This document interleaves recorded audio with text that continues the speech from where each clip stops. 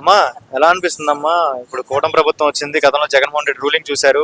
Pawan Kalyan support ఉంది. ఎలా అనిపిస్తుంది? జగన్మోహన్ రెడ్డి పాలన గురించి ఎవరిని అడిగినా రాక్షస పాలన అనే చెప్తారు. అది మేము మాట్లాడుకుంటా కూడా మాకు పద్దాక చిరాగ్గా ఉంది.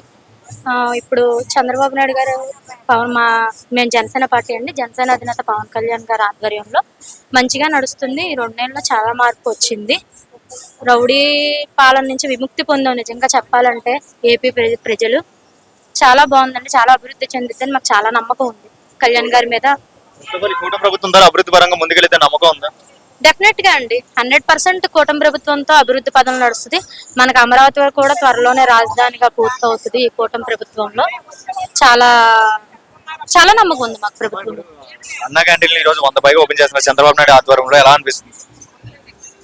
చంద్రబాబు నాయుడు గారి ఆధ్వర్యంలో ఇదివరకు ఉన్న అన్నా క్యాంటీన్లు ఈ వైసీపీ వాళ్ళు కూలగొట్టారండి. వచ్చి దాన్ని పేరు మార్చి పెట్టుకోమన్నా సరే పెట్టుకోలేదు.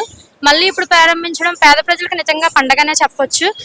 ప్రజెంట్ మళ్ళీ గుడివాడ నుంచి ప్రారంభించడం ఏంటంటే, ఒక 20 ఏళ్ళ నుంచి ఉన్న ఒక రాక్షస పాలనకి వెనుగండ్ల రాము గారు చరమగీతం పాడారు ఇక్కడ.